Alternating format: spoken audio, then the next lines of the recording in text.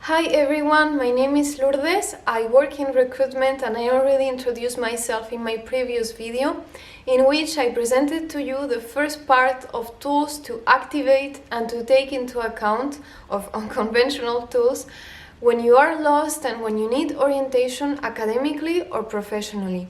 So today I'm going to introduce to you, I'm going to tell you the second part of those tools. And I highly recommend to you, if you haven't seen that first video, to start with watching it so that you can have the information in a complete way.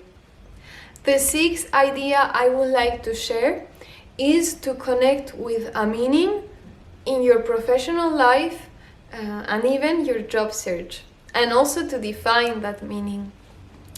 First of all, I say this because I would like to interrogate the injunction to find happiness in your professional life, and I would like to replace that injunction, or that idea at least, or concept about happiness, and I would like to replace it with the concept of meaning.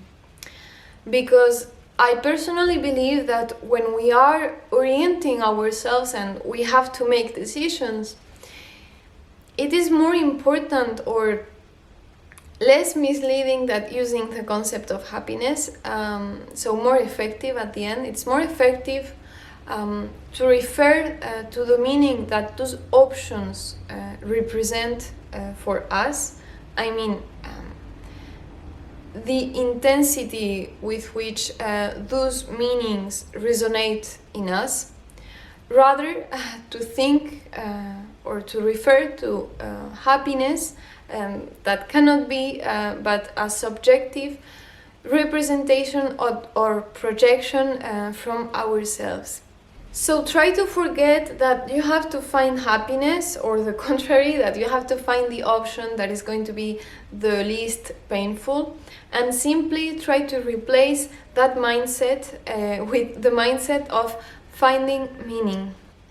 So try to identify what is meaningful for you, what is the major meaning you want to find in your professional or academic life, and try to, instead of focusing all your attention on that job you want to get, or that academic path or university you want to get, try to shift your attention and be aware that actually what you're looking for is the meaning behind this. So this is going to help you to put in perspective the potential failures you might have, because if you don't manage to find one door in which that meaning or that why is manifested, it would be a certain job or whatever, there's going to be certainly another door or another way to achieve it. Because what is interesting is that actually that why is something that nobody can steal from you, that nobody can take away from you, and again, it is something in which you cannot fail, because that why or that meaning represents a truth that only depends on you and that you will determine.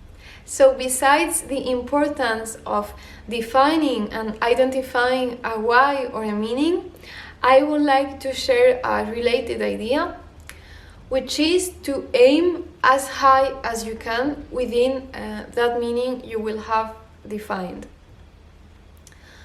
I say this because obviously the higher you aim, the higher you will reach. But also, as we all know, life already puts obstacles, lots of obstacles in our path, so no reason to limit ourselves in advance. And also, I'd like to clarify that when I say aim high, I'm not reproducing or referring whatsoever to the standards or the criteria that society defines as success. I am encouraging you to be ambitious, and very ambitious, but with respect to your own definition of accomplishment, and which again will resonate with your own definition of what is meaningful to you. An important benefit related to defining a why or a meaning is to ensure that we are not living our professional life on autopilot. Because sometimes when we are in a situation and apparently nothing happens and we are not making any decision, we are making a decision actually. It is the one of staying in that situation. And I guess it is easy for anybody to understand why it is important to find meaning, because as we all know, our professional life represents the major part of the time of our life. And now I'm thinking of an anecdote. Just somebody who passed away because of COVID 1 year ago. She was called Leila Manchari.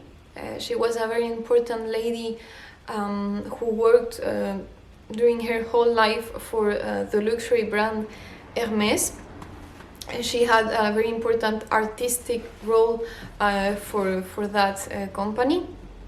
So I had the luck to meet her in person, and I remember she said that, so this from the perspective of somebody who spent her whole life working and surrounded in a luxurious environment and also by wealthy people.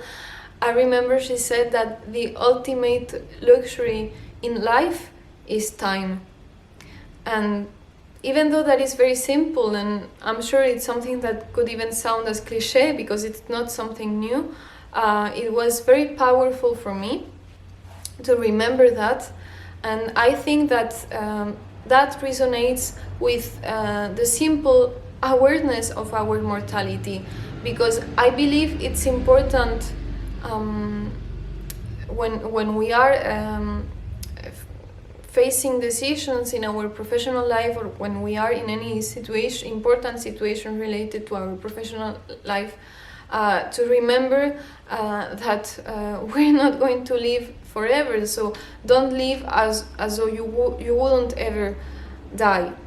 And I think that if you connect with that idea, with that reflection, it's going to be easier for you, way easier, to find a meaning if this is hard for you, and to identify what you actually want in your life. Aside from referring to that reflection, I'm going to give you two other concrete tools so that you can find easily your meaning and define it. The first one is related to a concept that has become more popular recently, and it is the Japanese concept of ikigai. So the ikigai, well, it's a very interesting topic. There are many books about it and articles on the internet, but just to summarize it very quickly, the ikigai represents the intersection between what you love, what you are good at, what society needs, and that for which society would be willing to pay you if you do it.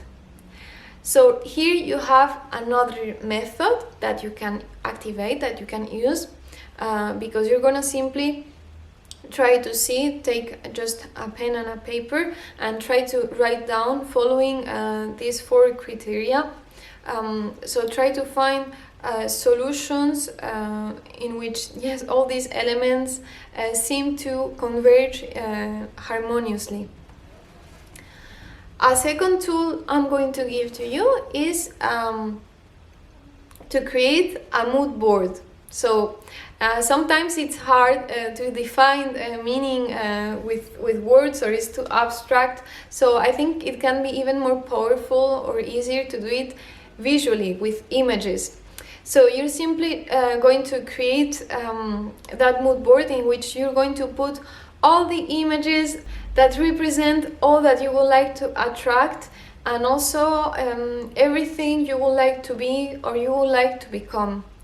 Because I say this because I think that too often we focus the attention on what we want to do or what we should do, forgetting that the most important is to be aware of what we would like to be and what we would like to become.